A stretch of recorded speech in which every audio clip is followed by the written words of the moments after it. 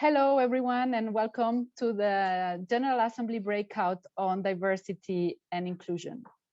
My name is Noelia. I work in the ISO capacity building, and I am the ISO gender focal point. I am happy to welcome you here today, and I hope that you will find this session informative and that you will actively participate. But before starting, let me give you quickly some important information about this session.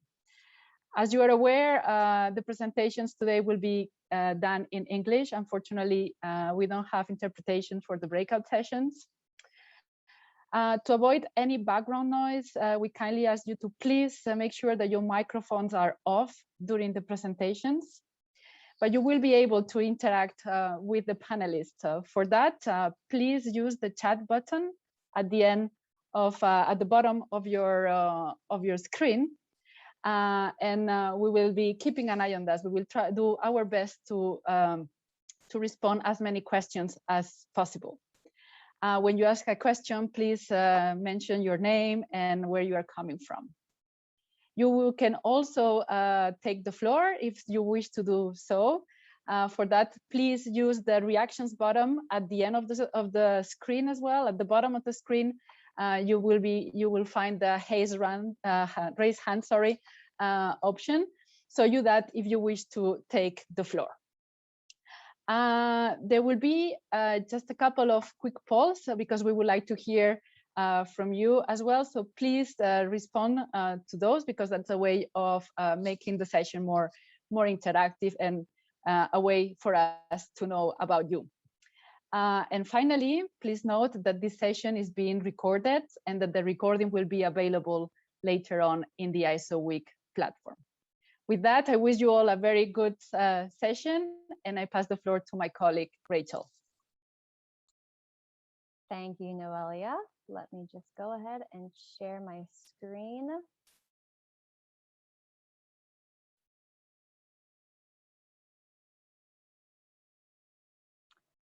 Okay, so, well, the fact that we're all in a breakout during the ISO General Assembly that's dedicated solely to diversity and inclusion, it shows the importance of this topic to ISO. And through the ISO 2030 strategy, ISO will focus on our efforts on building and maintaining, an organizational culture that's inclusive. It attracts new voices and diverse perspectives to the international standards community. The ISO Next Generation Award is a new initiative, and it gives recognition to young professionals from ISO members who are championing sustainability-driven standardization. It's a bit of a tongue twister to say. The winner of the very first Next Generation Award will be announced during the General Assembly tomorrow, so please join live to find out who the winner is. In 2019, following the signing of the UN ECE Declaration, ISO Council approved the first ISO Gender Action Plan. The ISO Gender Action Plan focuses on 5 priorities aimed at data gathering, assessing the impact of standards, and collecting best practices. The Gender Action Plan will serve as a stepping stone for additional diversity and inclusion topics that may warrant their own individual action plans in the future. Under the new Action Plan for Developing Countries, APDC4, the focus on people can be seen through the outcomes and the outputs. ISO's capacity building interventions are aimed at supporting ISO members and their stakeholders, which includes academic and research institutions. ISO will collaborate with academia to strengthen our members and standardization. Gender equality and women's empowerment are essential for economic and social growth. Through APDC4, members will be supported to mainstream gender considerations within new and existing standards and ensure balanced participation in standards development. Following on the Council Standing Committee on Strategy and Policy, a project team was created to develop a program for young professionals at ISO. In order to develop a successful program, ISO needed to better understand how youth perceives standardization, the barriers to their participation, and the need to clearly communicate the benefits of standards to youth. The Young Professionals Project will be evaluated by Council this month. So we don't want to just talk about what ISO is doing. We want to hear what you are doing as well. So we do have a poll that should be launched on your screen very soon. There we go. Perfect. So what type of diversity and initiatives or projects are going on at your NSB or your organization? Is it part of your strategy? Do you have a gender action plan? Are you working with academia? Or do you have other youth engagement projects or initiatives? Maybe you have something completely different rather than gender and youth. Or maybe you don't have anything going on at this moment, but it doesn't mean that you won't in the future. So I see some people are voting. Please hurry up because we're going to close it in just a few seconds. There we go. All right. All right, let's go ahead and see what the results are. Okay, so it looks like a majority of you actually have it part as your NSB strategy, which is great, and as well as a gender action plan. Very few of you have nothing going on at this moment, and some of you have other things that are going on. So we look forward to everyone who responded that they have initiatives and activities. We look forward to sharing your experiences and knowledge during the group work that's later on in the breakout session. All right, we can stop sharing.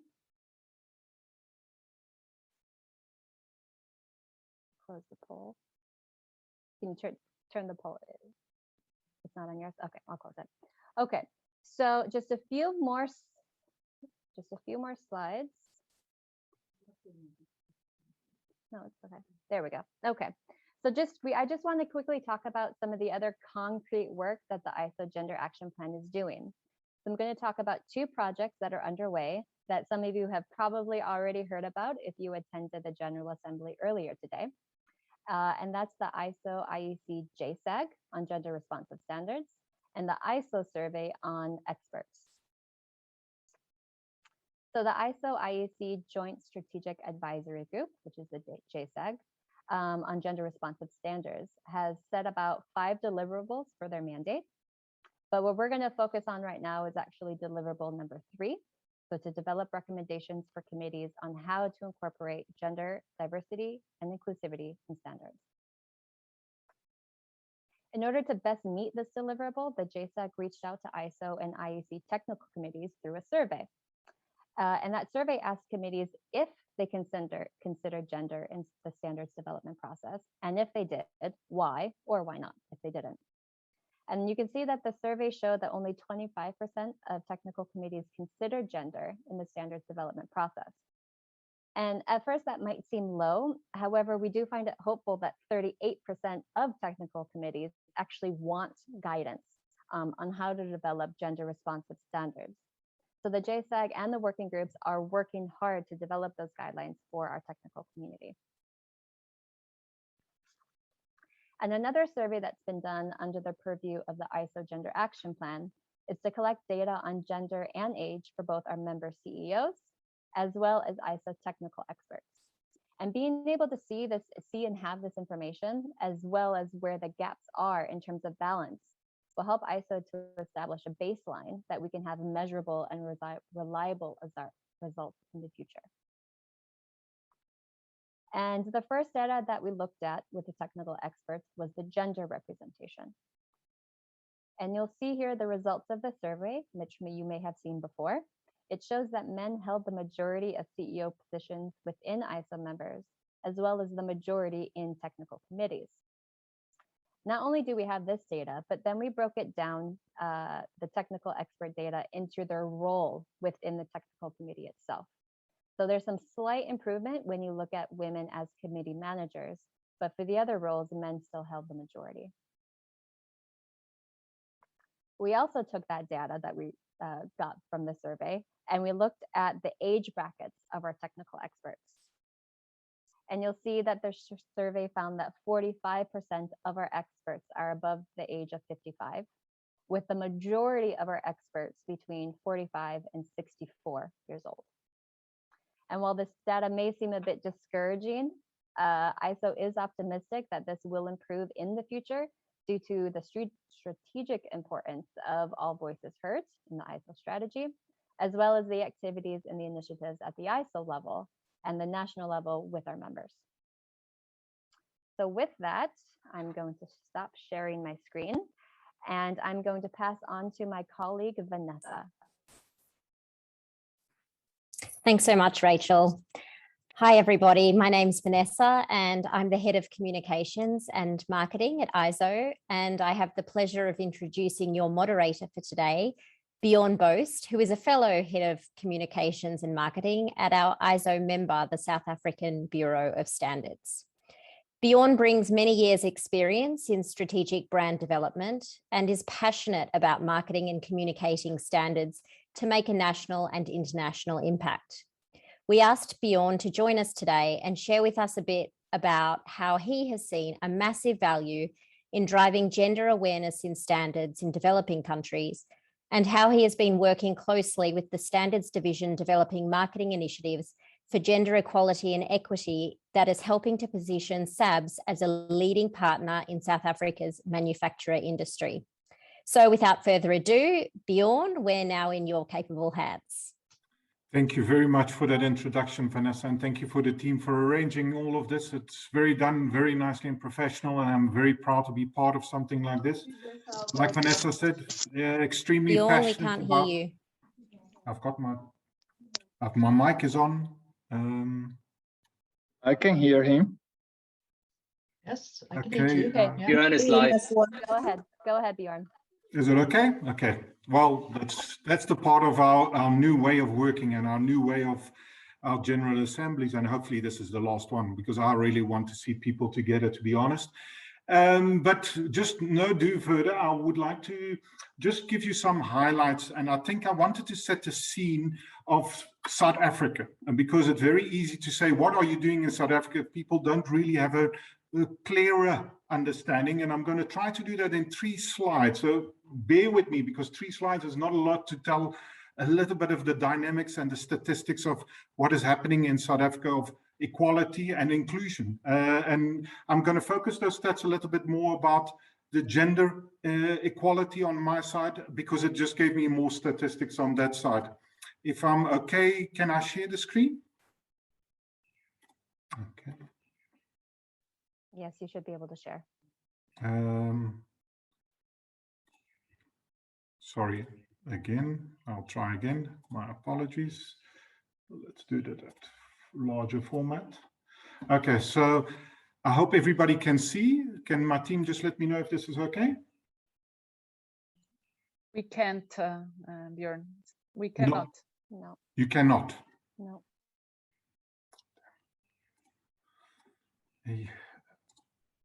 And now? It's thinking about it. There we go. Perfect. Ah, perfect. Okay, so I'm quickly going to go through this, like I said, 3 slides. So SABS is a founding ISO member from 1945, and we also, of course, a member in several standard bodies. SABS has demonstrated commitment to sustainable development goals and gender equality, and we signed the UNEC Declaration on Gender Responsive Standards and last year, oh, the year before, sorry, it goes so quick.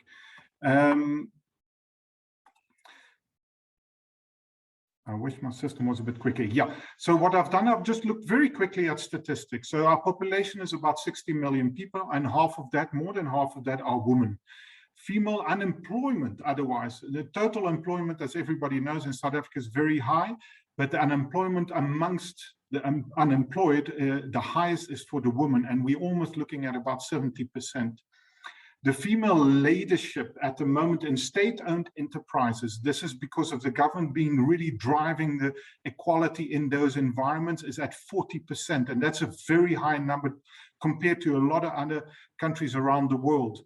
And if you look at just our female directors, it's 21%. That's the highest in the BRICS Union. China is on second at 11%. And we've got female South African board members that are on almost 20%, and that is as high as they are in the UK. So it just shows the work has been done on the ground in the government institutions and in the municipalities. Now, when we look at our young generation, and this is of course where we come to another inclusion part. Again, our population, like I said before, is 60 million, but 50% of that is younger than 35 years old. That is a big thing in Africa. The youth is actually the minority in all the decisions that are happening very quick. However, unemployment with youth itself is on 55%. So you can see that's quite a concern. We are at par, like with ISO, our younger generation experts are around 7%. So we're still very low. But what we're doing at the moment, SABS is working close with university and graduate programs to filter through those people into the standards environments.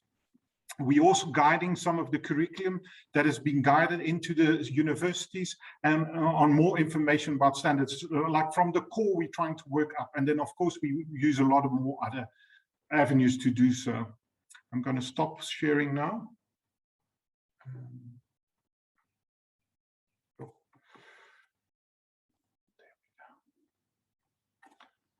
Okay, so I think why I wanted to set that scene is very important for us is that we can see comparing ourselves now on a world platform, and it gives a lot of people the idea of what is happening in South Africa and what are the dynamics that we have to work for. And when I was briefed on the diversity and inclusion brief for ISO, I looked at those statistics because when we want to work and communicate, we need to understand what market we are looking and talking to, and what are the dynamics for us. And you will see coming forward now, we've got a nice video from my lead administrator, who is extremely passionate woman about gender equality, inclusion, diversity, and she is going to she's driving this very hard on our side. So here you go. Good day, my name is Jody Scholz and I'm the lead administrator at the South African Bureau of Standards in South Africa, and I'm passionate about gender equality. If you look at the economic impact of diversity within the workplace, it really makes economic sense and business sense for the South African Bureau of Standards to be as inclusive as possible in its recruitment and workplace practices. So what we've done at the South African Bureau of Standards is we've looked at the gender dynamics of future jobs and have identified a number of key new areas of growth for the organization. So looking at areas like food and agribusiness. We've also implemented a leadership development program, and we launched it in August 2021, Women in Leadership, and looking at how we could upskill women in technical and scientific careers. Another key area that we've done is balancing care and careers and implementing a hybrid working model, understanding that the pandemic has had a massive impact on lives and livelihoods. And so looking at our workplace practices, the policies and procedures has also been another important element of ensuring inclusivity within the Bureau of Standards. Looking at the leadership development program that we've undertaken within the Bureau of Standards, it has had a massive impact in terms of how people show up, looking at multidisciplinary collaborative platforms of individuals working in cross-functional teams and coming up with really innovative solutions to assisting business to grow and to develop further. Critical learnings for us at SABS have been creating inclusive workplace practices. Another key learning has been communicate what you're wanting to achieve as often and as frequently as you can in different and diverse platforms.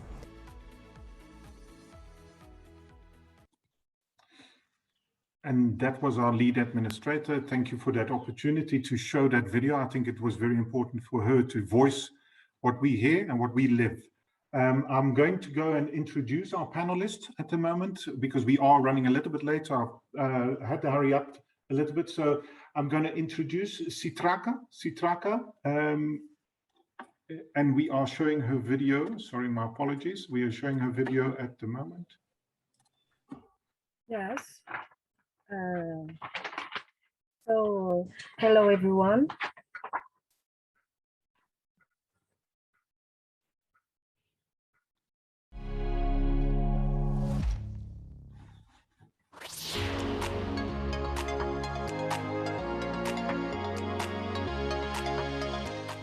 C'est un sujet important pour les organisations d'aujourd'hui, car on souligne actuellement un fort développement de l'entrepreneuriat chez les femmes et les jeunes. Il est donc essentiel de les sensibiliser et de les appuyer sur l'application des normes qui constituent des outils efficaces de promotion de leurs activités et de croissance économique. Aussi, le domaine de la normalisation nécessite d'être au maximum à proximité de tous.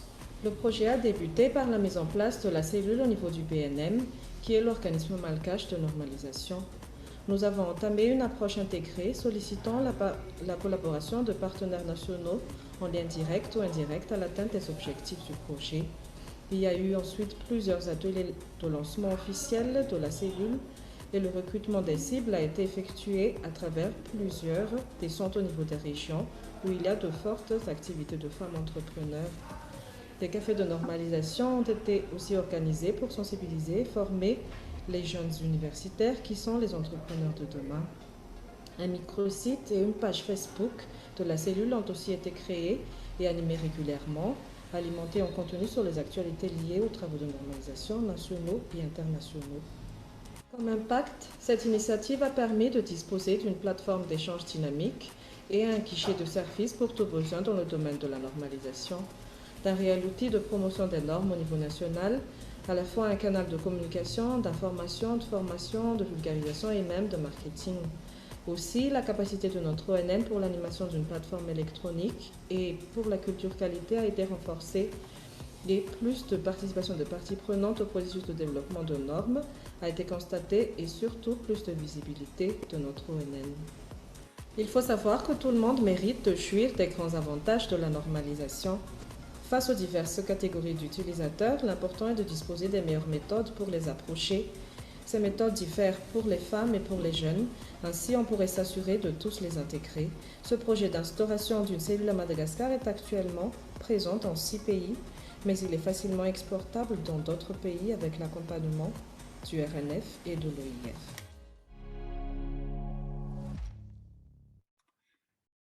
Thank you for that, Citraka. My apologies that I couldn't introduce you properly. My screen just disappeared on your introduction, and I will have to ask you to do that at the end of the other videos, if that is possible. At the moment, I would like to introduce Marie-Claude Dronet from RNF Secretariat. Your floor, please. I know you don't have a video, but I know you would like to do an introduction. Yeah, I don't have a video. Thank you, Bjorn. Hi, everyone.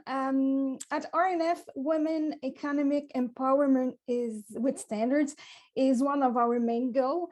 So the RNF Women and Youth project that just Citraka present to you is designed to do so. So as she explained you, it's a really powerful communication channel that we use at RNF with our members to reach the women and the young entrepreneur, to explain them how to create value in their business with the standards. So by now, up to now, we have 52,000 members in our 6 cells.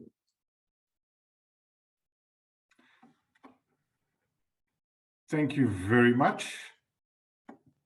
Thanks for your introduction, and thanks for giving us a highlight of your involvement in this. I'm going to go to the next one and introduce Antoine from AFNOR. Antoine, your video is also going to be placed, and thank you. And at the end, we will just introduce again and highlight.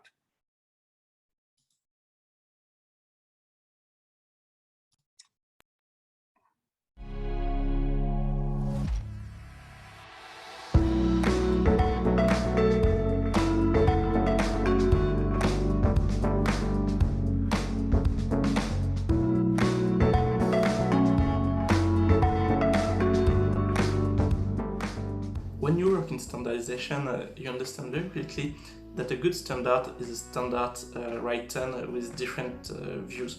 Views come from Japan, France, or United States. And I think it's the same thing, the same reasoning with the age and the gender. If you want to write a good standard, you need a mix between the nationalities, but also between experiences, youth, and gender. This subject is addressed from the very beginning, from the requirement. We are lucky to have an organization that gives to young people a chance to have responsibility very early. Being secretary of a technical committee or a working group means have responsibilities. At the same time, we have an integration process. We can talk with our colleagues, we can create a band, have a mentor, and learn some tips or methods to be comfortable with this new job. Because very often this job is our first job, and it's important to us to be comfortable in this new life, and we can count on this process integration. The impacts are very simple because I'm still here and I'm not the only one.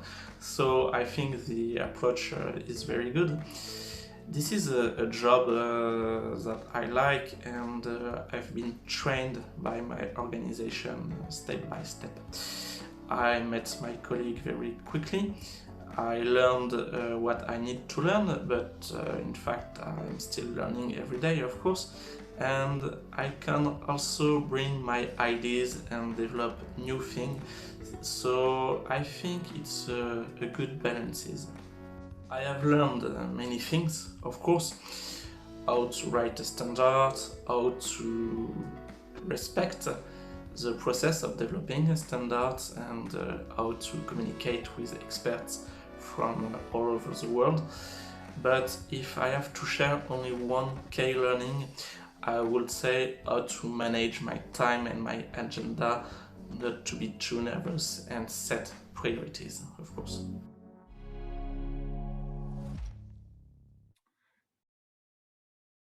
That was another nice video and gives us good information again. Now we are to our last panelist, who's going to do another introduction video, and that is Sonja George.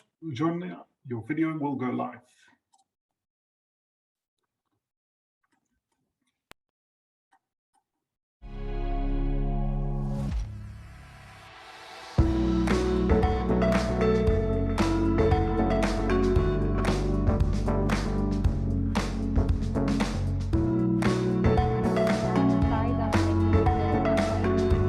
Screen. Let's try that again.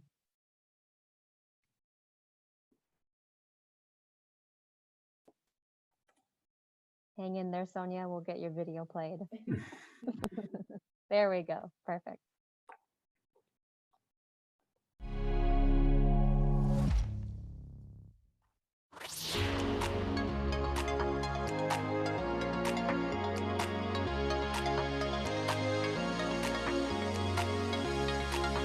Hi, I'm Sonia George, and I'm the Executive Director of the Alliance for Affordable Internet, a global coalition working to advocate for policy reform that supports affordable and meaningful connectivity for everyone.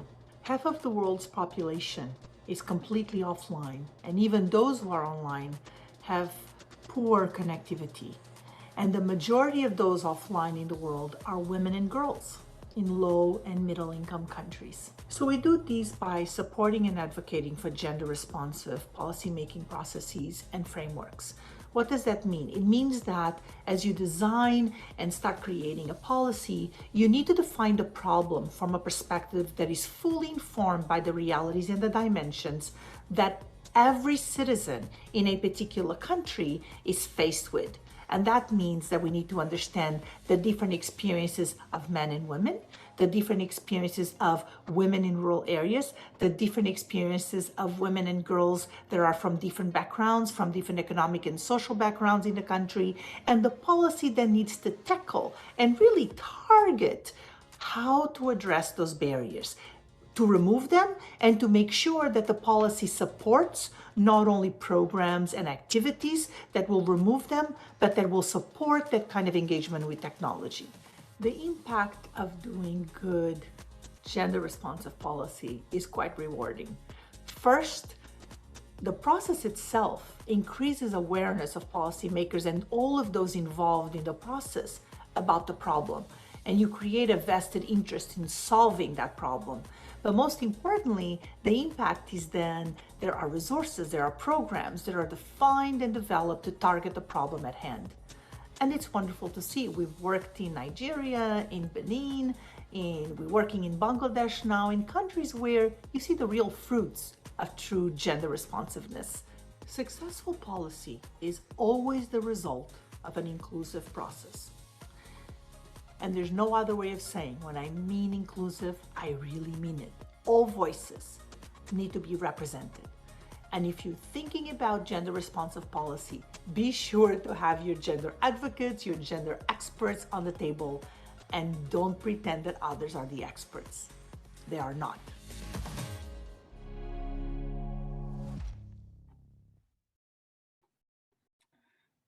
Thank you very much to the panelists. Very informative videos. I think it will be handy coming forward in the further down the line. You guys will have to see. What we would like to do is ask some questions, and I will do that in the order that we received the videos first. So my first question is for Citraka.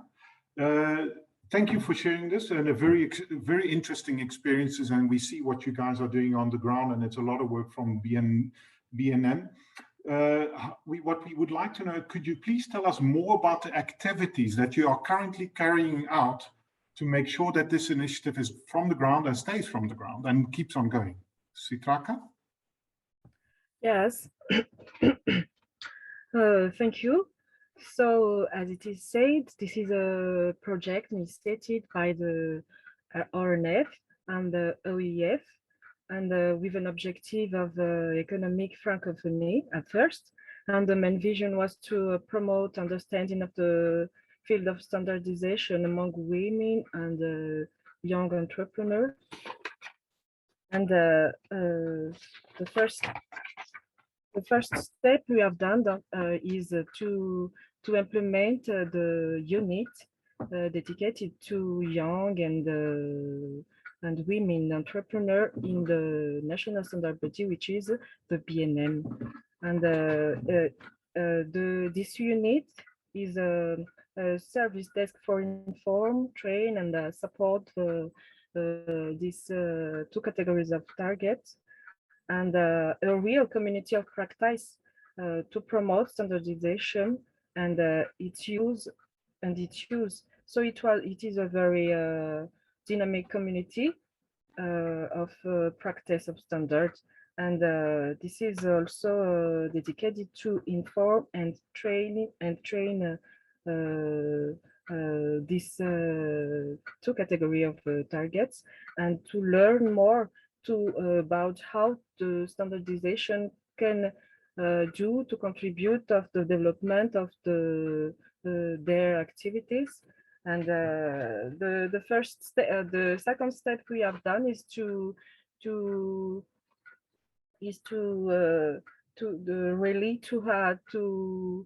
find the many partners which are in relation with the entrepreneur women or young entrepreneur association, and to work with them in which how to recreate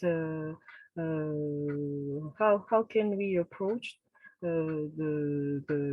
these targets. And this unit was also a point of contact to exchange with them and to listen to their needs and expectations, and to give them all information and training about the field of standardization.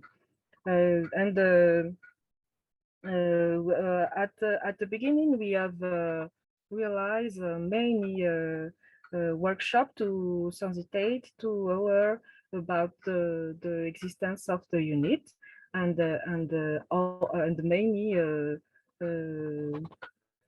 many regional activities, but in almost in the regions which have a big, let's say, association of farmers, of women farmers, or and we have realized to also standardization cafe such as a training session, which are dedicated to the young students at many universities, which are the entrepreneurs of tomorrow, and to help them to understand that the standardization and the quality management are the best best phase of the future activities. Yeah, and we see. Sorry, yeah, we also got some timing, but we understand what the campaigns are, and it looks like there's a lot going on, and especially the part where where you're talking to the youth and direct to the stakeholders on the ground is very interesting. So thank you very much for that. I'm sure we get more opportunities later on to hear more of your initiatives. At the moment, I would like to go to Marie-Claude. Marie-Claude, we also see that we've heard about those developments and those initiatives happening in Madagascar. And we know that the support from RNF has been quite substantial on that side. And we would like to see and know actually that from those initiatives that now have been implemented more in the French-speaking environment, will there be such an opportunity, or will that be exported to international other-speaking environments so we can use more of this? Yes, I'm sure that you already see the answer in the chat by Lena Dargan, who is our new president, and Pascal Mienville, who is the vice president Europe of RNF. So the answer is totally yes, because we already did that in 6 countries. So we can do that in all the NSB's countries. And just a few words to say that the DEFCO had the privilege to have Lena as their president in the past year, and now it's the turn to RNF. So I'm really pleased to work now with Lena, and she's my new boss. So hi, Lena. Hi, Pascal. And just to let you know that in RNF, we are catalyst of resources. So our core business is to equip our members to make sure that they have the tools to realize their mission. So the RNF Women and Youth Project is a service to our members that is create all the cells are created under the control of the NSBs. And the role of the RNF is to give them the toolkit and the coaching to be sure that they can reach the women and the young entrepreneur, to teach them how to use the standards to create value in their business. So as I said, it's a powerful channel communication that works really well, and we are really willing to export the project to all the countries. So because we already did that in 6 countries, the project is all documented. So we just have to reply it now. So why don't just make it happen? No, true. And I think it's going to be the uptake of other countries, and the interest at other countries is just going to make it evolve and evolve more and more. So thank you very much for that. It's an amazing initiative, and thank you for your information, sharing that to us. Antoine, from your side, I would like to ask you a question on how would you attract more youth into standardization? What are the initiatives that you as a group are already working on, and what would you do to push that even more in going forward? Well, I don't know. I don't have a miracle solution for getting young people interested in standardization. But trust me, the need is real, because I'm really tired of doing a job that nobody knows. And as project manager in standardization, it's always the same thing. When you meet someone, you get to know each other, and when you say that you work in standardization, the person in front of you replies, oh yes, of course. And so I say, you don't know why I'm talking about it, do you? And she or he says, yes, I have no idea. So in this case, and to explain what I do, I always start with a concrete example, and depending on the person in front of me, I will take an example that fall within their field of activity. And for example, if I'm talking to a medical doctor, I will talk about the standard for COVID-19 mask, for example. And if I'm talking with to a construction engineer, I will talk about building information modeling and so on. But sometimes I don't have a concrete example, so I try to use more traditional standards.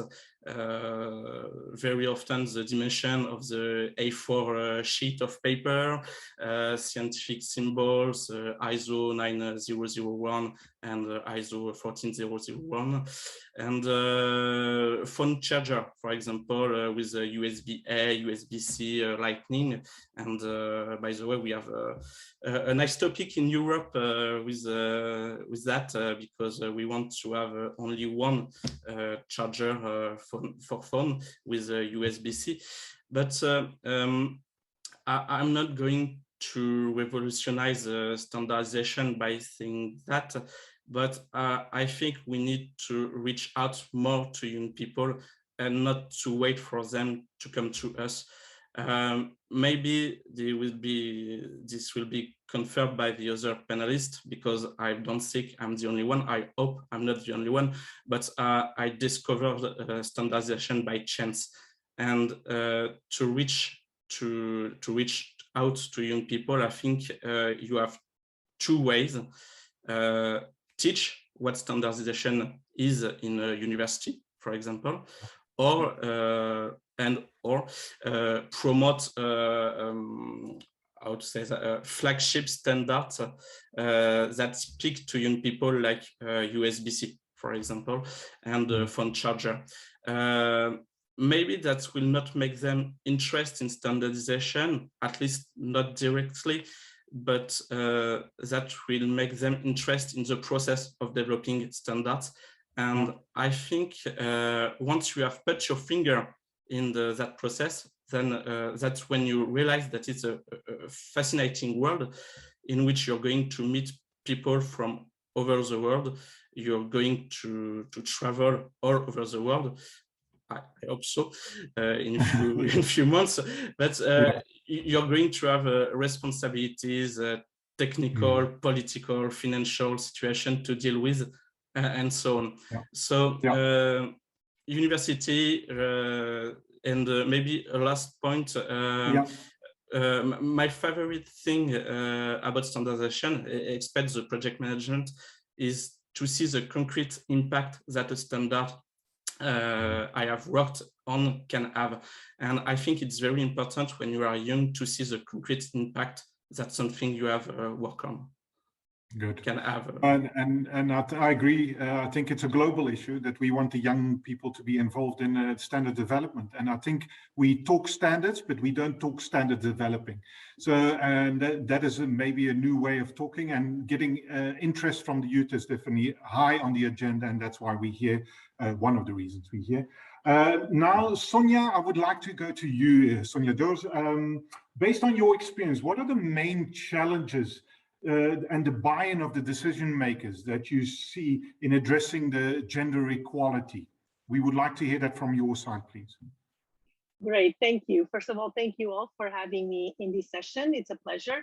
I have to admit, the ISO and standards are very familiar with you, but I want to also applaud you having this discussion in this session, because this is brilliant and it's highly necessary.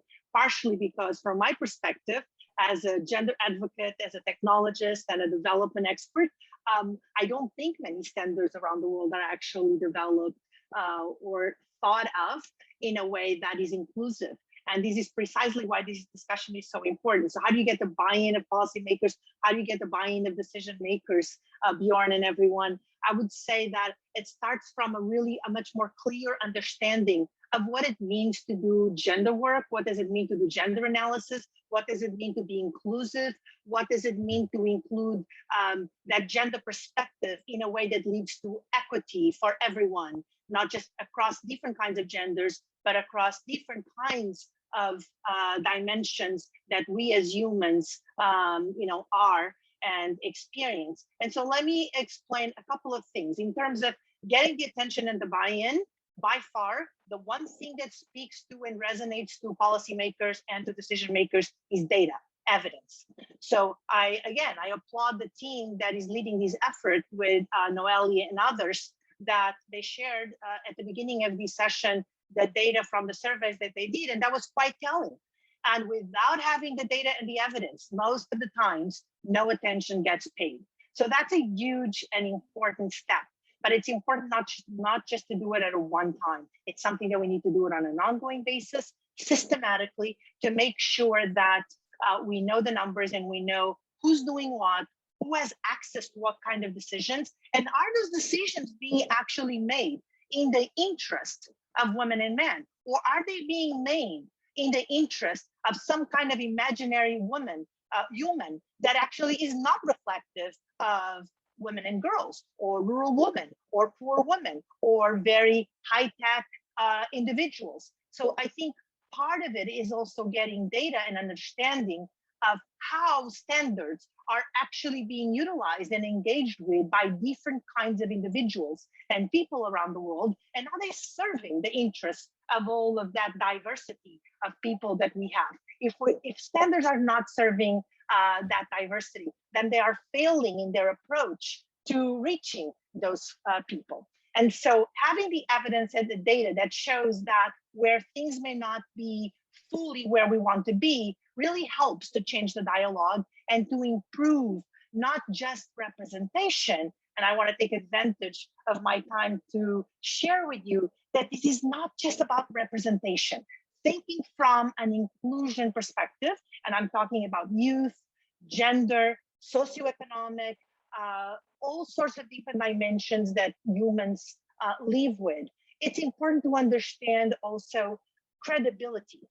Representation increases also credibility, increases understanding. It's also important to understand that standards are the results of designs, of thinking that needs to be reframed often. And so I also want to call all of you to think about not just representation for the simple fact of making sure that the numbers add up and we have enough of everybody, but those everybody's need to be experts and have the skills and the knowledge to put these things in practice. Not all women are gender experts, not all men are engineers, and but all of us can be all of them if we choose to. And I think that diversity of thought, that diversity of representation is then important, and hopefully will come through more inclusive design and more inclusive standards, meaning standards that will actually work for everyone and not just some. So I hope I made sense with my intervention, and I look forward to participating in the rest of the discussion. Thank you. Thank you very, very much. That was a lot of information, and I think very valid information going forward. And I'm already seeing questions coming out. My screen is extremely small with little questions. Vanessa, you all have to help me a little bit there, but I will try my best later on. We're going into the question and answers session now.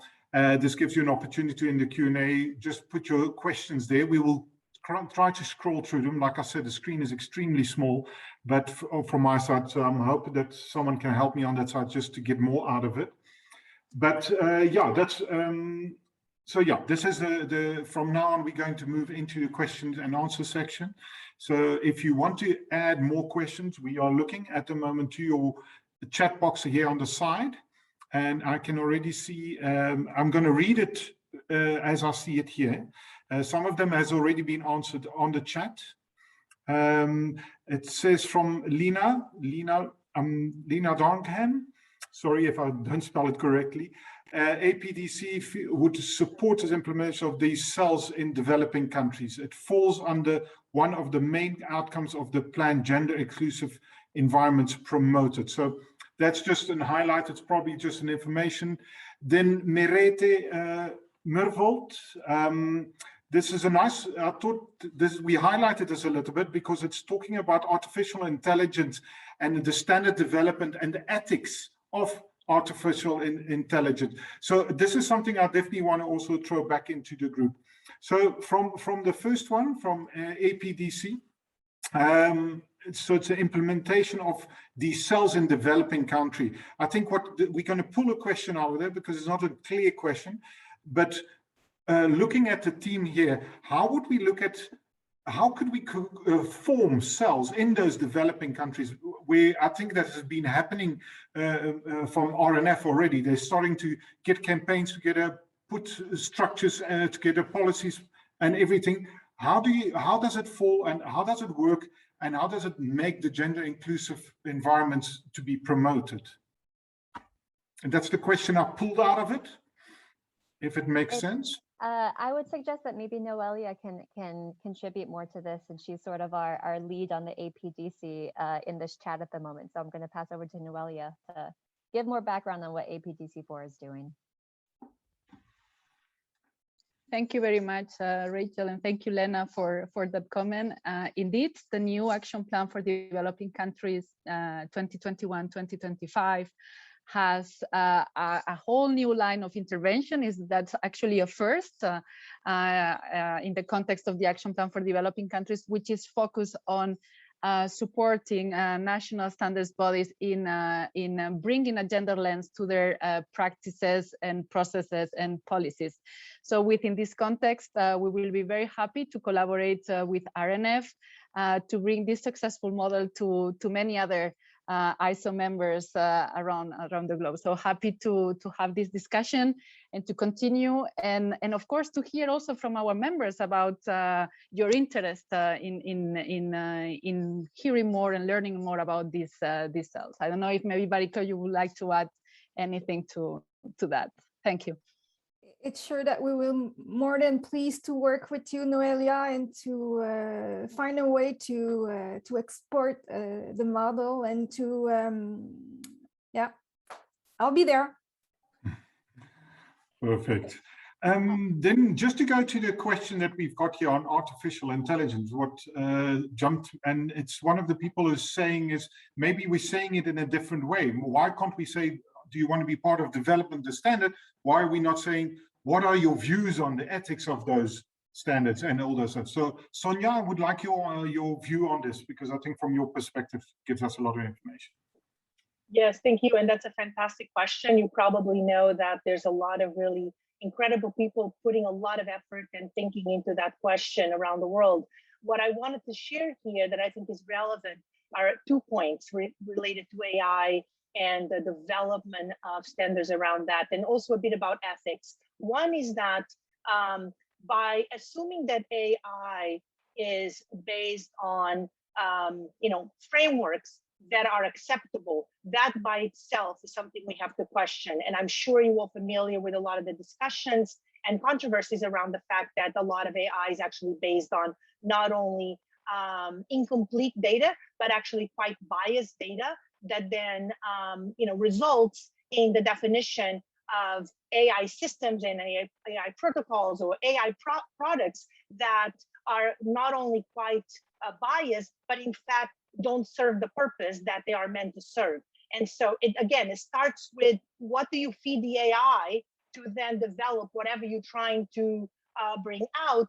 I mean, many of you probably know that very interesting term that people use, garbage in, garbage out. If you have garbage data in to develop an AI, you're going to get garbage AI. If you have really good quality, diverse, non-biased data that includes and reflects the visions of a world that is inclusive, you're going to get a much more vision of the world that is inclusive in that AI. Now, is it ethical to do anything otherwise? Not in my perspective. Anything that falls short of bringing that inclusivity from the data to the design of what goes with it, to the thinking of the product, is not ethical. Because anything that is ethical not only has to meet very high standards of human rights standards, but also other standards related to how it can be used and benefit humans and humankind. And so anything short of that, I would say, fails an ethical test. So how can we make that better? One thing is that maybe we need to pause and think about where can AI already be very productive and actually quite useful, and where it cannot. We don't have to actually have to see the impact, the negative impact, before fixing it. Let's course correct and correct the designs and the thinking and the data and the inputs that go into AI development from the start. And let's not embrace systems and problems and any kind of developments that are by default actually already faulty. And so that's how I look at AI questions, and I hope that that makes sense to many of you. And again, it goes back to the point of inclusion throughout the whole process of design, policy making, etc. Thank you very much. I think that definitely gives the answer to it. I'm just squeezing quickly through another few of those questions that came through.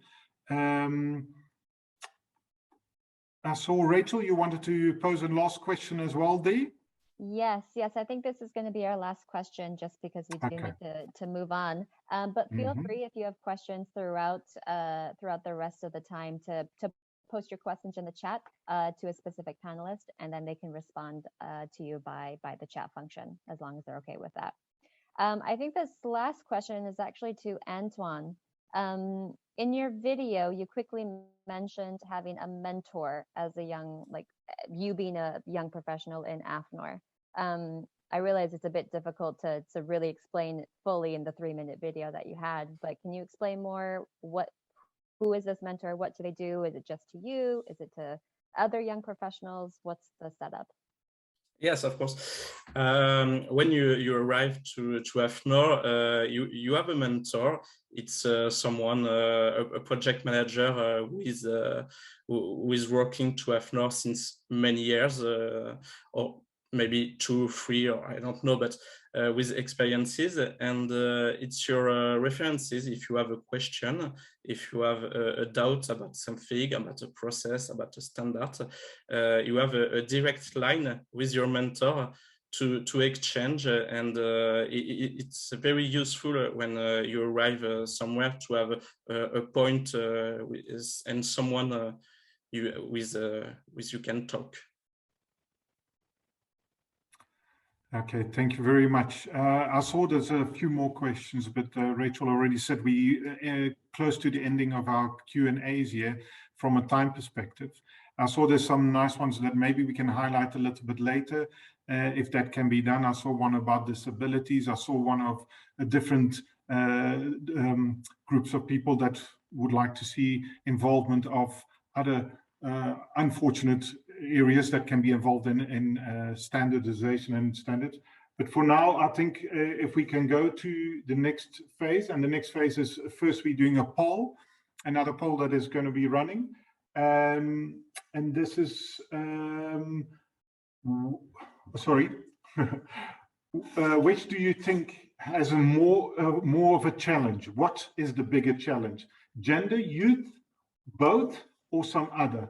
So I think this is quite important. It's a big challenge going out there. And I think one of the questions in the chat box highlights that. So I'm just going to check who that was. Sorry, Stephanie. That's maybe where your question can be answered.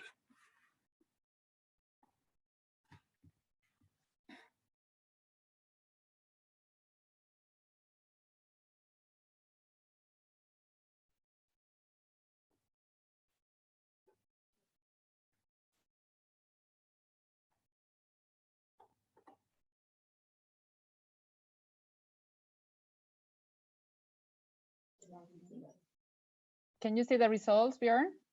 I can see it. Sorry, it's a bit vague here on the side, but I think we've gone through. 100 people, 100% has answered. We're looking at both gender and youth as the highest one. It's on 43%. Then we go to youth, and then from youth it goes to gender. So that's definitely the feeling here. And then the smallest percentage is other. So there's definitely a drive towards gender and youth, I think. And you can see the both in split in two as well. Okay. Can I click?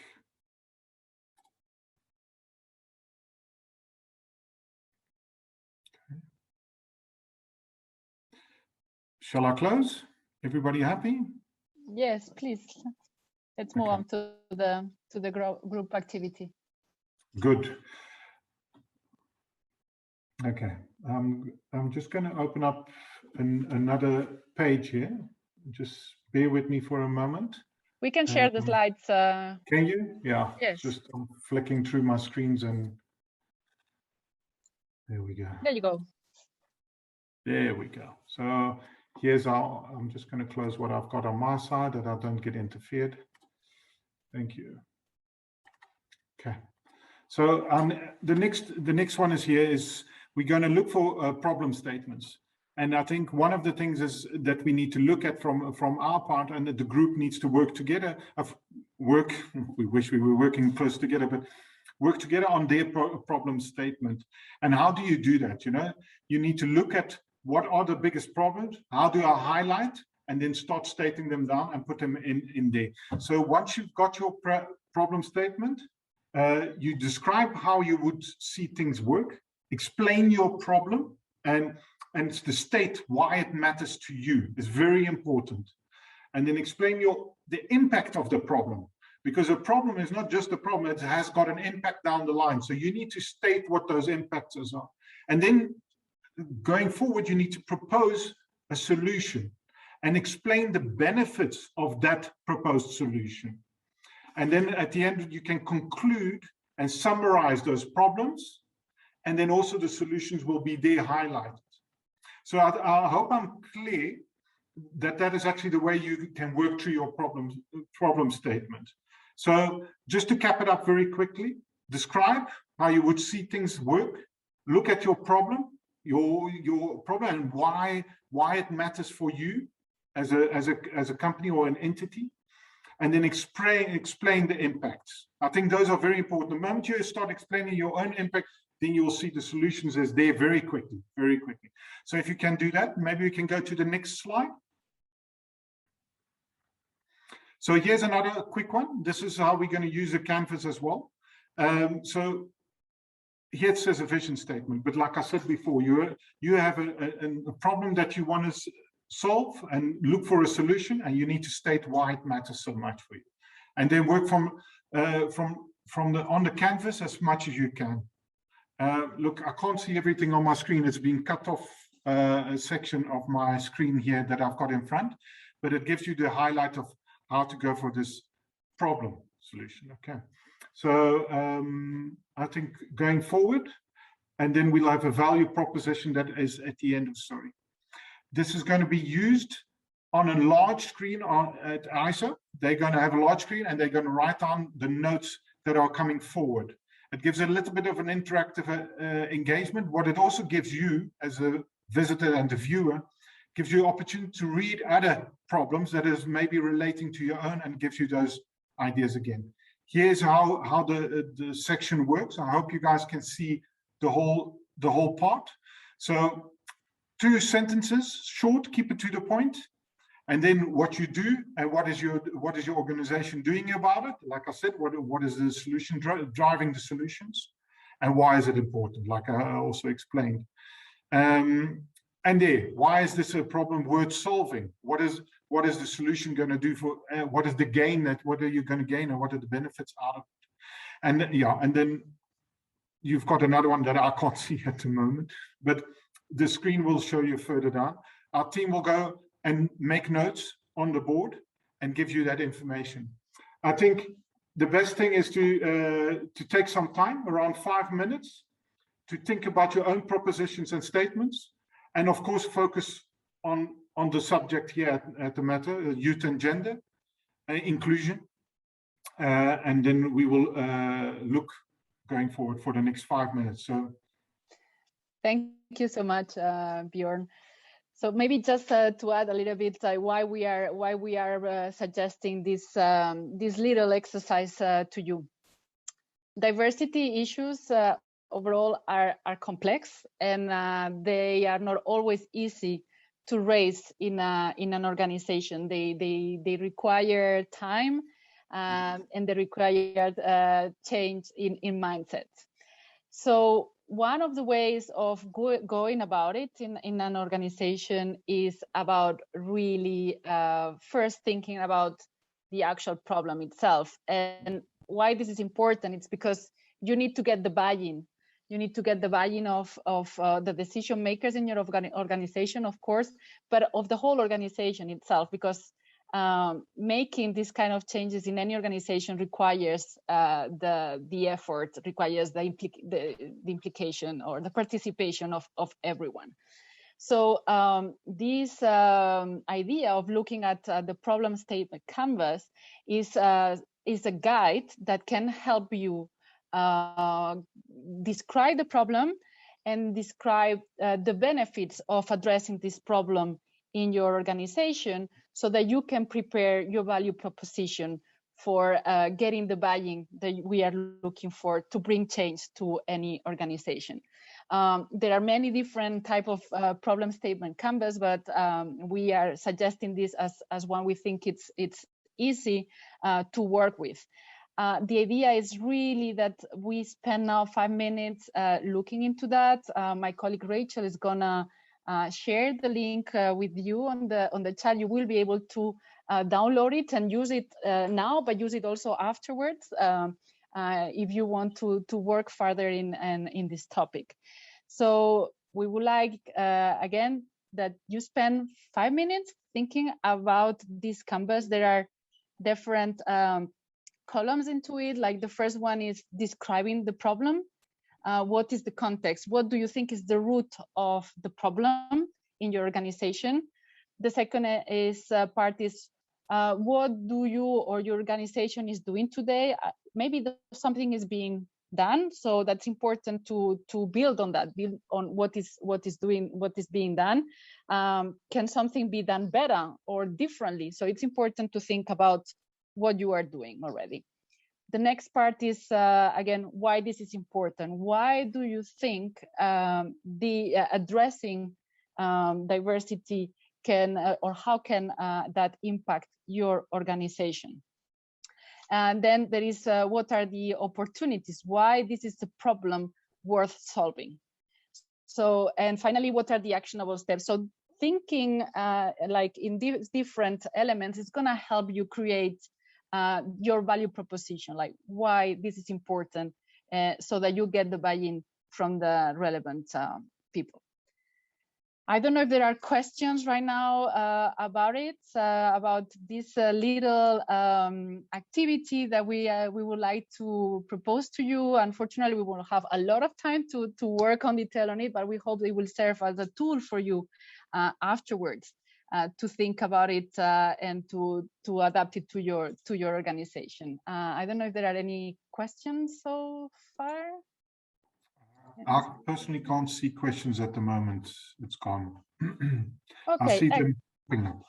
Excellent. So allow us to give you 5 minutes to think about it. We are going to keep that on online so that you have those questions. The link has been shared, so you can have it afterwards also for further use later on. 5 minutes, think a little bit about these different elements of the problem statement canvas. And then afterwards, we would like to hear about what have been your thoughts working through these different questions. So 5 minutes, stay there, don't leave, because we still have a lot to discuss. Thank you.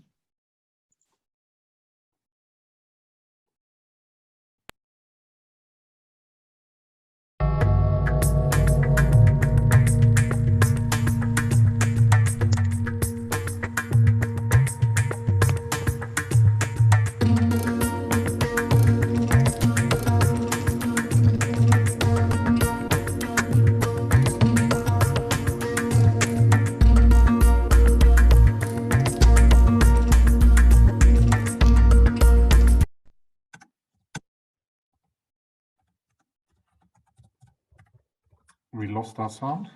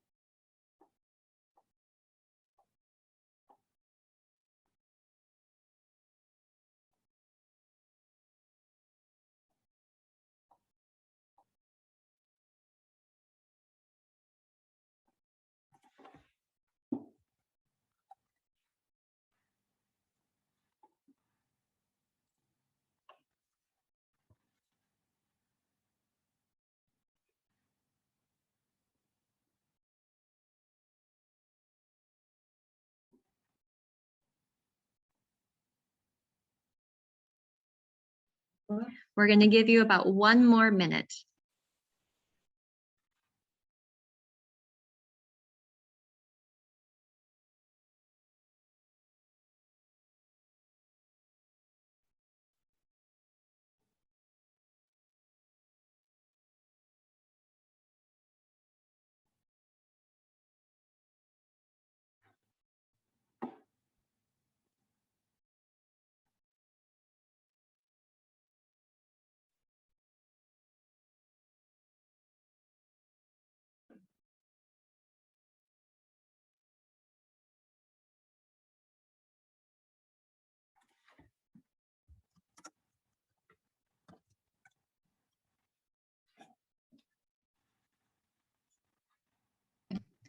All right, I'm going to stop sharing my screen, and Noelia is going to share the whiteboard where everyone can see what everyone is going to share.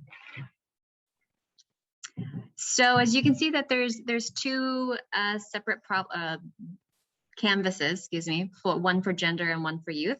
We don't necessarily have that much time to really do all of gender, fill in everything, and then go to all of youth. So we're just going to kind of throw it out there. Does anyone have a problem statement that they would like to share, be it gender or youth, that they worked on? What is the problem that you've identified at your NSB or your organization? Would anyone like to share? You can either write it in the chat or you can actually take the floor if you would like.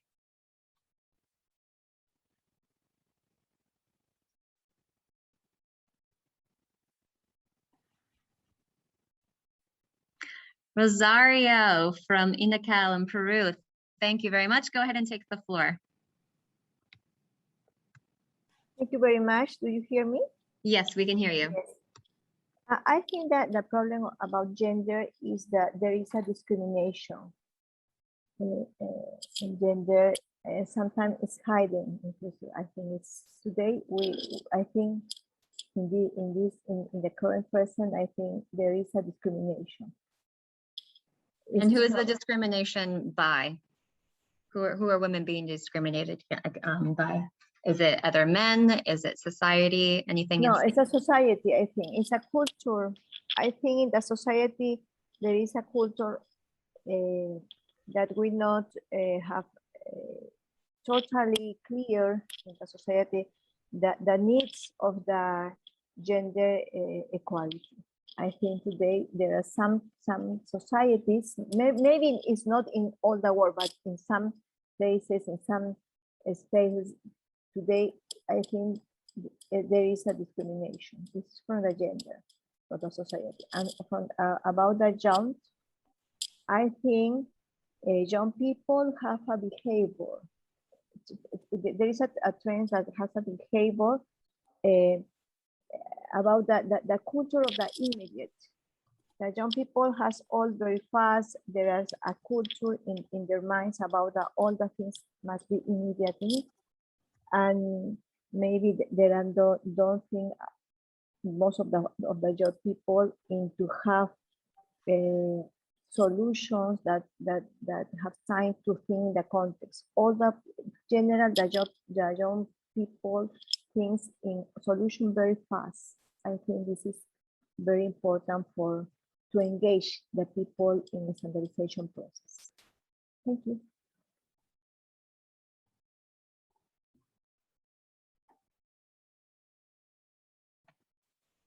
Thank you, Rosario. It looks like we also have for a problem on gender is that there's also sexism, which, as you know, it is different from discrimination, but it is very interlinked as well. So that's another problem. So let's move on to the next column for either gender or youth. What do you and/or your organization, what are you doing today on that problem? We've already talked about some of the initiatives and projects that are going on at ISO and other members, but we'd like to hear from you. What is going on at your organization today to address those problems? It doesn't have to do necessarily with what's already on the board. It can be something else if you've identified a different problem.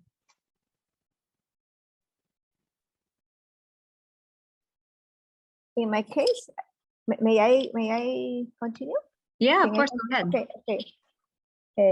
What are we doing in our organization, in our country about discrimination is the question? Yes. Okay. In my organization in NACAR, we are trying to work in a gender plan, in a national gender plan to promote the equality gender in some government organizations first. We are trying to do that, and in the regional level, I have a commitment with ISO because I am the champion of gender in the Copan region. So I try to move forward the other countries in Copan regions advance or move forward about the implementing the gender ISO gender plan. So I have two commitments in the national level, try to promote in a government organization. So we have very relation with another government organization. We try to push with the government set up a clear policy in gender. This is our first commitment. Another is to create awareness in organizations, in private sector, in the school, for example, in education level also. And in the regional level, we are trying to support the Copan in the region to awareness in the importance of two advancing activities in relation to ISO gender plan. Yeah.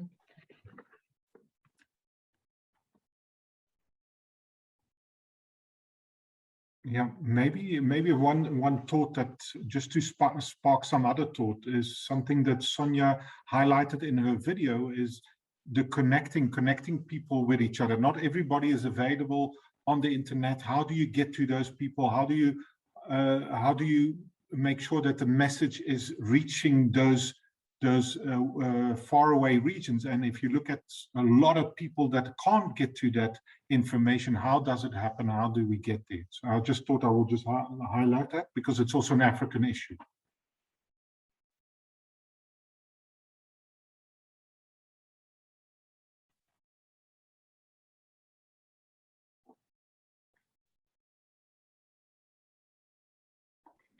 All right, let's move on to the next column. So why is this important? Why is youth important? Why is gender important? Why is whatever other diversity and inclusion topic or section is important to your organization? Is it important to you? Why is this important? It should be easy for everybody to answer.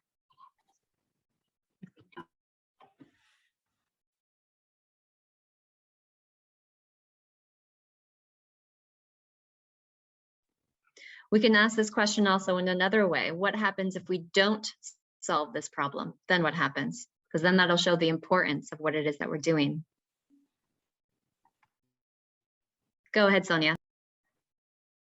Okay, let me just share a simple example that is in the sector that I work in the technology sector, as you understood, in digital development, and I work primarily with private sector and governments on communications policy, internet policy. So everything that you can imagine under making sure that people are connected in the world, we work on.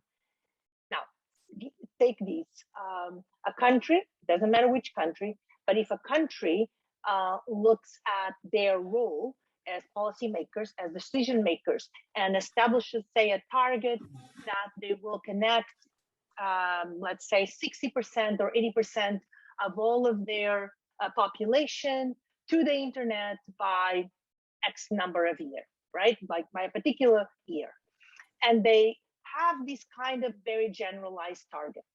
It turns out, as they start working and implementing whatever work plans they have to achieve their target, they realize that they are stuck and they actually stop growing that, the achievement of that number, because even though they want to get to that 80%, they didn't think carefully about how to make sure that everyone, not just some, would be connected. So by having targets that are generalized and aggregate and not gender specific, countries often are faced, and this is actually sadly, a very common mistake that policymakers do. They realize they're actually not progressing, and they achieve about 50%. It doesn't go much farther than that, or 60%, or in some cases 70%.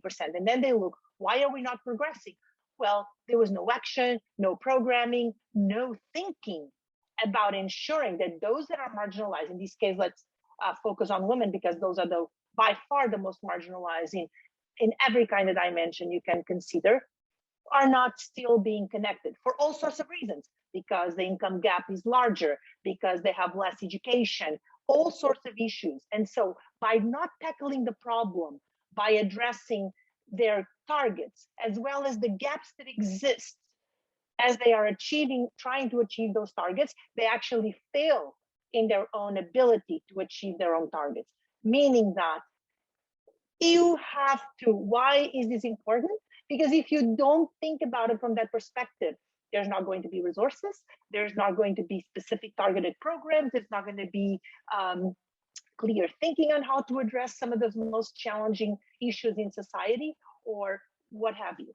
And so that's why it's important. You need to break it down. If you don't break it down, it's forgotten and no one looks at it. And not only that, none of us can keep ourselves and our representatives in governments accountable for their role, which is actually to work in the public interest. And the public is everyone, including women and girls. So I hope that helps a little. Thank you, Sonia. You have Vanessa and Noelia scribbling hard on the whiteboard to capture everything that you've just said. Is there anyone else that would like to share, either from their problem or any other box in the canvas? Otherwise, we'll go on to the actionable steps. Feel free to either write in the chat or raise your hand. What actionable steps can either you as an individual or your organization take to solve this problem? Or society, we can also broaden it to society as well.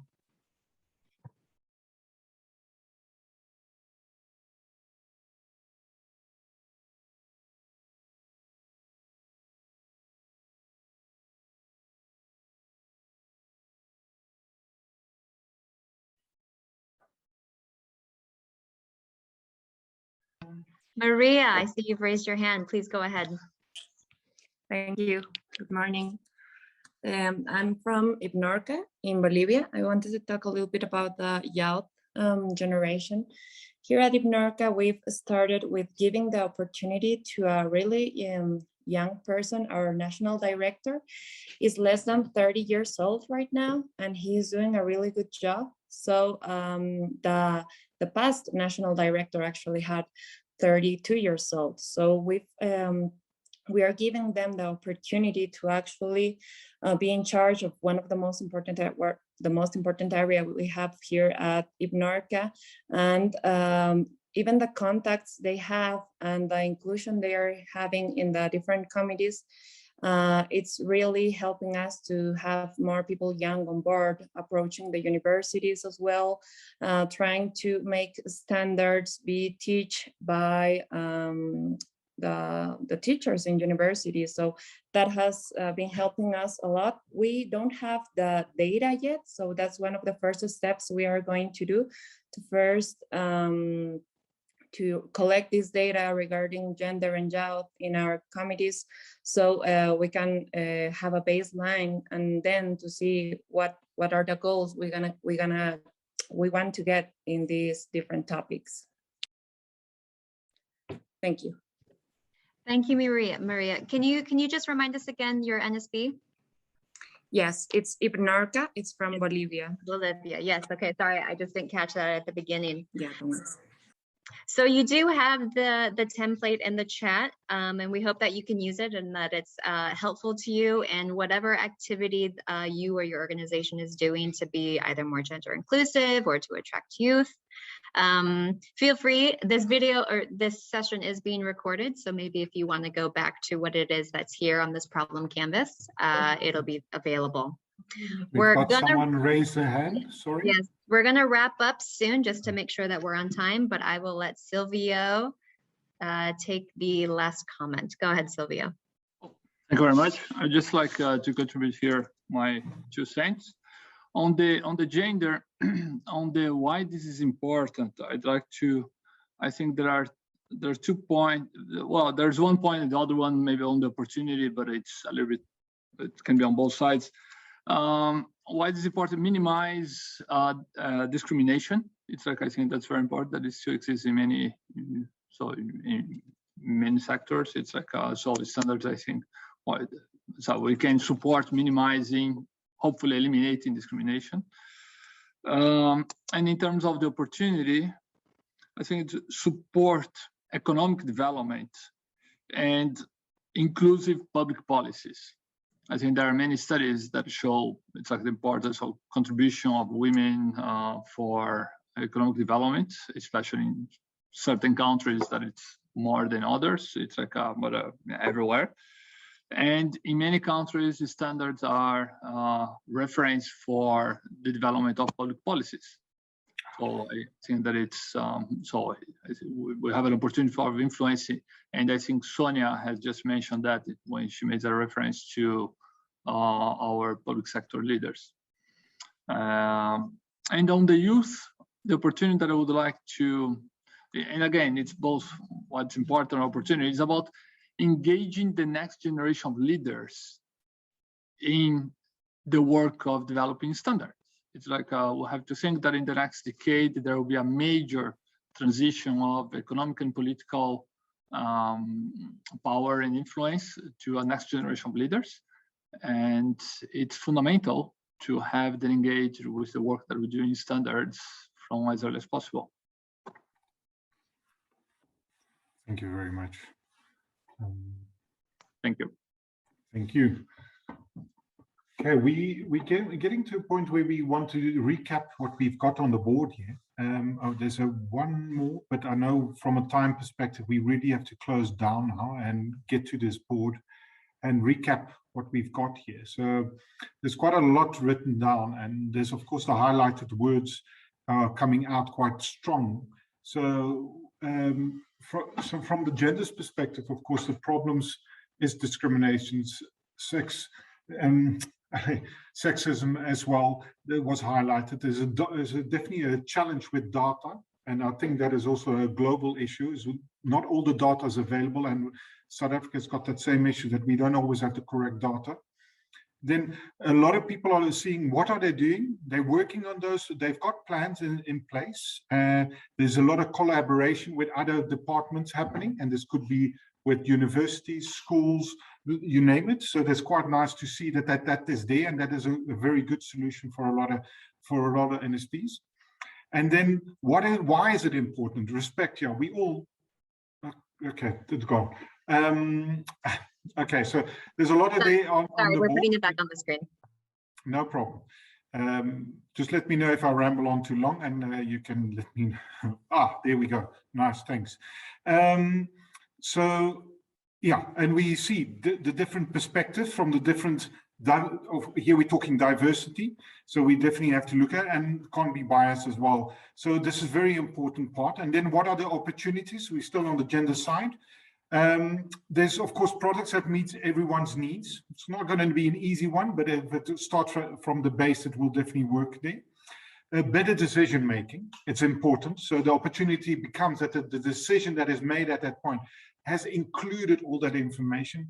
And for an economic welfare, that is one of the highlights for, I think that should be on the top, you know, that's why we're doing this. And then, of course, achieving targets from a business perspective. Now, what are the additional steps when it comes to gender equality and inclusion of gender? I think stakeholder buy-in is always important. You have to look in your ring, what is around you, and make sure that they buy into it, because you need their assistance. And you have to lead as an NSB or a company or an entity. You have to lead as an example. You can't expect them to do it. Then, okay, collecting the data, make sure that your data is collected. Remember, data is king, they call it. We in the digital ages, you cannot lose data. Your data is number one, and with that you can make decisions that are educated and correct. Increase invitations to participate. And that, of course, has always been a tricky one, because you always know you want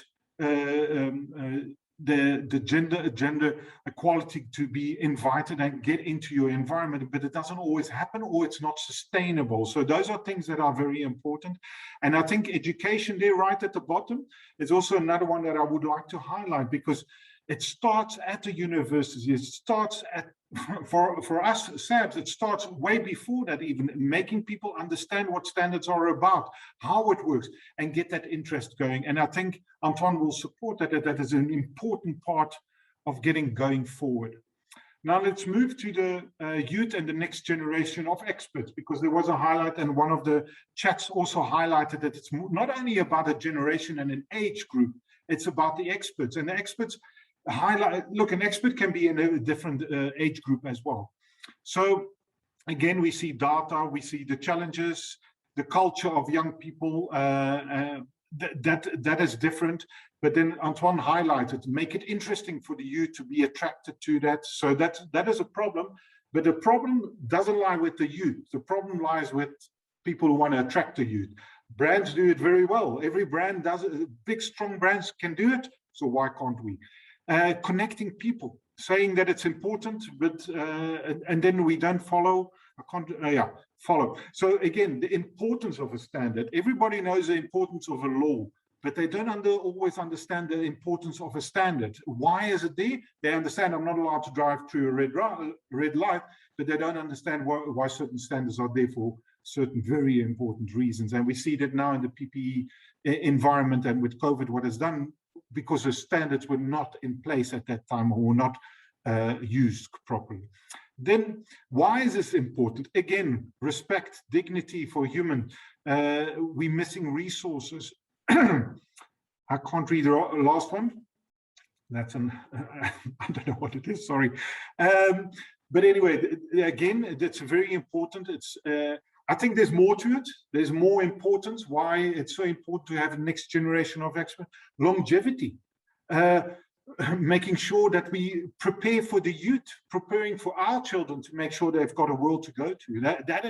That is important. Advancement, there we go, very, very important. Now, the opportunities that come out of that is, again, products that benefit everyone, age doesn't matter, but also that we know what economic benefits has it got for the youth and for the generation going forward, because those are the ones that are then going to entice to do that. New leaders in the environment that's going to be created because of that, and the new and the younger energy that's going to flow in and give new ideas, like your artificial intelligence. Is very important to have the youth. And I'm not saying the youth is just this 35 minus guy. No, the youth for me is someone with a youth at heart, and he wants to drive something and he's passionate about it. That's someone who's youthful. And then we're talking education again, and standardize on importance of diversity. So again, educate the people from the ground up, and we can't wait until the person knocks on the door of our offices, but we have to make sure that at the young age, people already start understanding why we are doing this and what is the importance of standards. And if we start there, we've got a less of a battle going forward.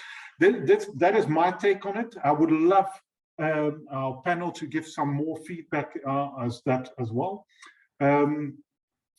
Is that possible, panelists, just to come and maybe share some of the thoughts that I've just raised here, seeing the words there, seeing what is the next steps. Maybe people are looking for solutions because we know we need to educate, but how did you guys do it, or how did it go forward? And I think that's just very important, because we saw the education is very highlighted, so that's why I'm highlighting that.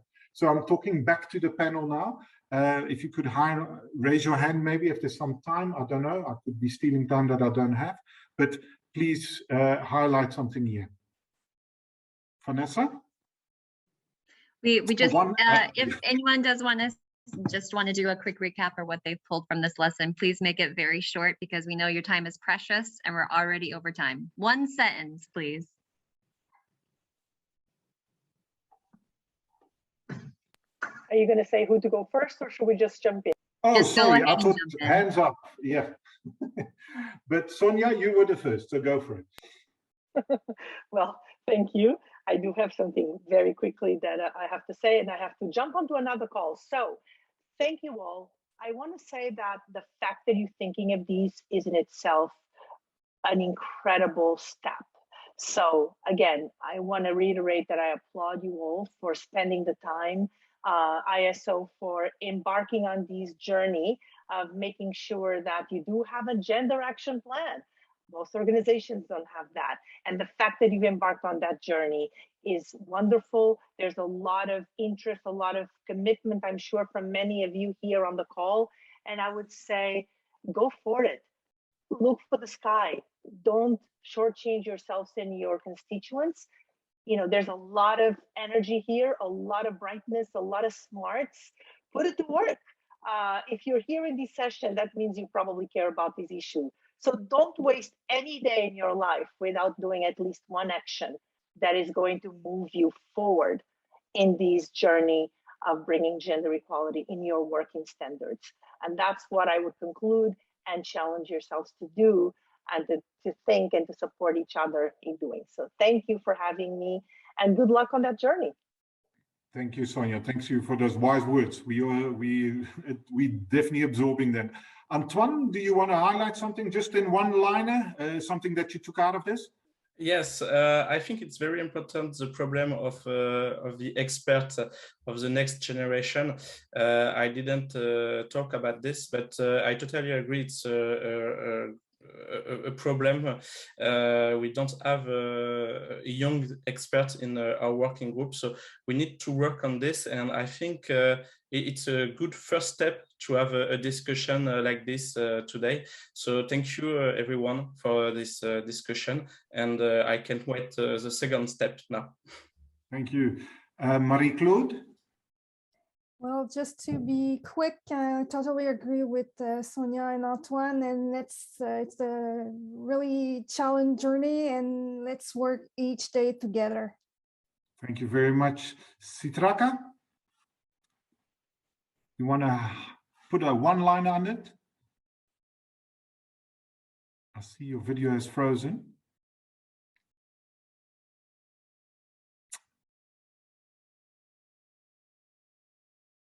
You're muted, Citraka? Sorry, I have a connection problem. No problem.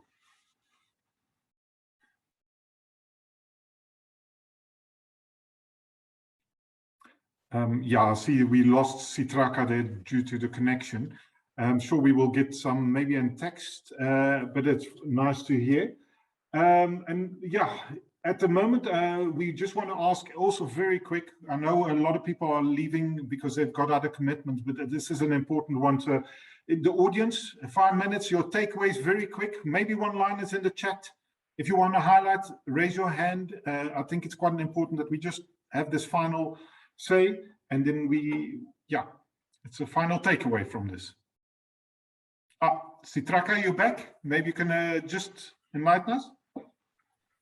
Sorry, it's I have a difficulty of connection. Yes, as I said, it's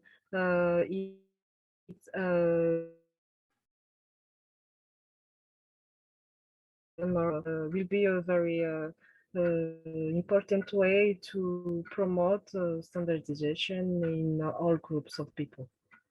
Thank you very much. Yeah. I don't know if we still got time for the audience. I don't see any hands raised. Okay, then we're going to wrap it up. We thank you, the panelists, for your time and your passion that you've shown towards our listeners. And I think everybody has taken a lot of information with them. Thank you very much. I thank the audience for your time, your ears, your thoughts, and there's a lot more work to go. We know it from every NSB out there. They know it's not an easy task to get the youth involved and get this diversity going, but I think if we have the passion, we can get very far. So thank you very much. I herewith close the session, and thank again to everyone who's been listening, and especially the panels, for all your information and the success for it. Thanks a lot.